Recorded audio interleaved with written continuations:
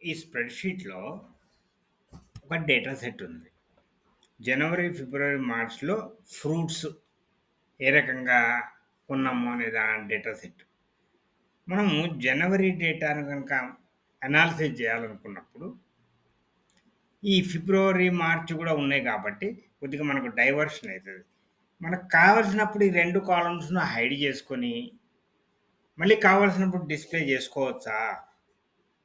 తీసేయకూడదు. Delete చేయకూడదు. ఎట్లా?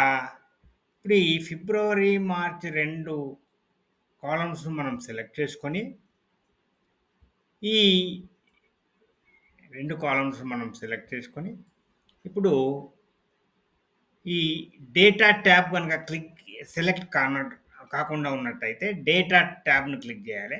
తర్వాత రిబ్బన్‌లో రైట్ సైడ్‌కి వెళ్ళిపోతే మీరు గ్రూప్ అనేది ఒక కమాండ్ బటన్ ఉన్నది. దాన్ని క్లిక్ చేసి డ్రాప్ డౌన్ క్లిక్ చేసి గ్రూప్ సెలెక్ట్ చేసుకోవాలి. అంతే. ఇప్పుడు ఇక్కడ ఉన్నాయి కరెక్టే. కానీ వీటిని మీకు కొలాప్స్ చేయాలంటే చూడండి కొలాప్స్ అయిపోయినాయి. అయ్యో! పోయినాయా ఏంటి అని మీరు కంగారు పడాల్సిన పని లేదు. మళ్ళీ ఇక్కడ ప్లస్ గుర్తున్నదిగా దాన్ని క్లిక్ చేసుకుంటే మళ్ళీ వచ్చేస్తాయి. ఈ రకంగా మనం ఒక కాలమ్ మీద ఒక పర్టిక్యులర్ డేటా మీద మనం ఫోకస్ చేయొచ్చు. మిగతా మనకు అనవసరమైన డేటాను మనము కొలాప్స్ చేసుకోవచ్చు. ఇది గ్రూప్ కమాండ్.